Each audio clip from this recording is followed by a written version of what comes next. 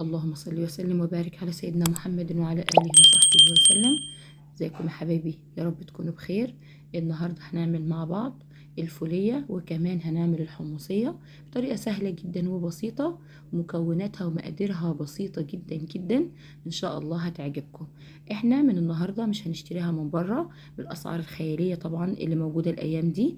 بكوباية سكر هنعمل الفولية وكمان الحمصية بمنتهى الجمال والروعة زي ما حضراتكم هتشوفوا معايا. بس كملوا معايا الفيديو للنهاية علشان ان شاء الله تطلع بنفس الشكل ده. هنبدأ مع بعض بالمكونات.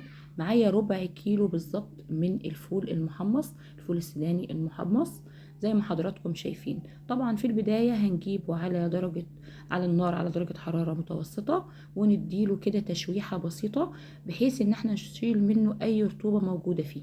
بعد كده هنطلعه في بولة تانية بحيث ان هو يبرد. معانا نص كوباية من السكر هننزل فيها على الطاسة بتاعتنا زي ما حضراتكم شايفين، وربع كوباية من المية، ما نكترش المقدار عن كده.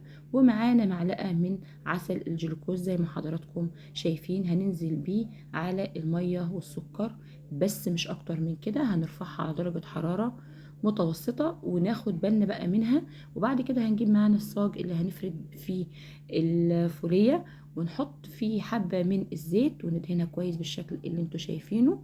وبعد كده بنشوف السكر والمية بتاعتنا اللون والقوام والشكل هيبتدي يتغير معانا. بمجرد ما يوصل معانا للمرحلة دي هننزل بنص ليمونة بالظبط. ابتدى زي ما حضراتكم شايفين اللون بتاع السكر يغير شوية معانا، مايل الاصفرار.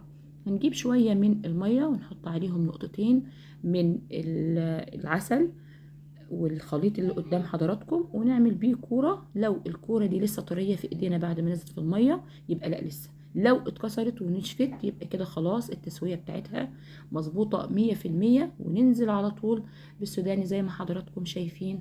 طبعا جميلة جدا، بس بتحتاج سرعة كبيرة جدا. في اللحظة دي في دقيقة واحدة نكون قلبناها بالشكل اللي حضراتكم شايفينه، وكمان نزلنا بيه على طول لان طبعا بيجبس مننا وبيتماسك بسرعة.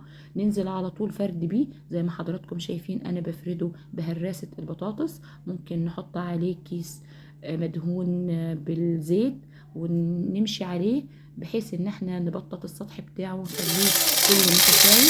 ندخل بقى على الحمصية بالطريقة الجميلة اللي انتوا هتشوفوها، نفس الطريقة بتاعة الفولية بالظبط.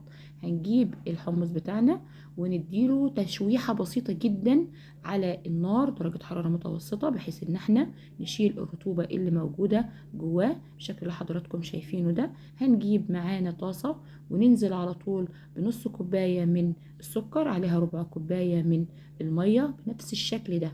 معلقة من عسل الجلوكوز، طبعا أهميته إن هو بيخليها طرية جدا، ما بتبقاش هي هتنشف معانا وكل حاجة بس هتبقى طرية مش هتبقى ناشفة. بعد كده هنجيب السكر بتاعنا ونرفعه على درجة حرارة متوسطة ونسيبه لحد ما يوصل لنفس القوام ده. وبعد كده ننزل بنص ليمونة زي ما حضراتكم شايفين كده. هنجيب الصينية اللي هننزل بيها بالفولية بتاعتنا بالحمصية بتاعتنا وندهنها بالزيت علشان ما تغلبناش لما نفرد فيها. بعد كده هنقلب السكر اللي على الجوانب علشان طبعا ما يسكرش مننا.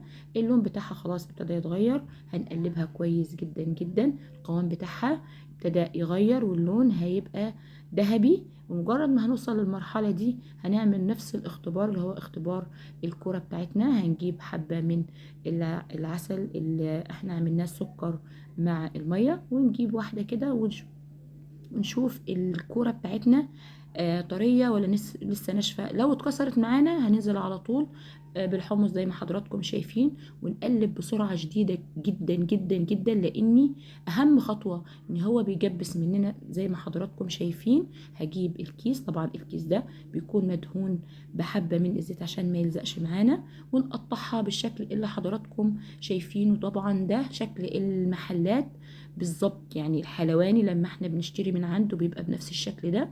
بعد كده هنوريها لحضراتكم.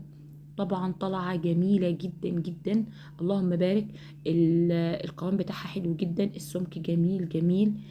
كمان اول ما ابتدينا ان احنا نشيلها شوية على يعني ريحناها ساعتين، زي ما حضراتكم شايفين كسرت ازاي، والطعم بتاعها وكمان اللون بصراحة مش هتندمي لو جربتيها، جميلة. اما بقى الفولية جميلة جدا جدا جدا. السنة دي مش هتشتروا من بره ابدا، بس امشي بنفس الطريقة وبنفس المكونات وهتعجبكم جدا جدا جدا. الطريقة بتاعتها سهلة. من نص كوباية سكر عملنا بالظبط كيلو، يعني نص كوباية السكر تعمل معانا كيلو. ان شاء الله تعجبكم، واشوفكم على خير، وكل سنة وحضراتكم طيبين.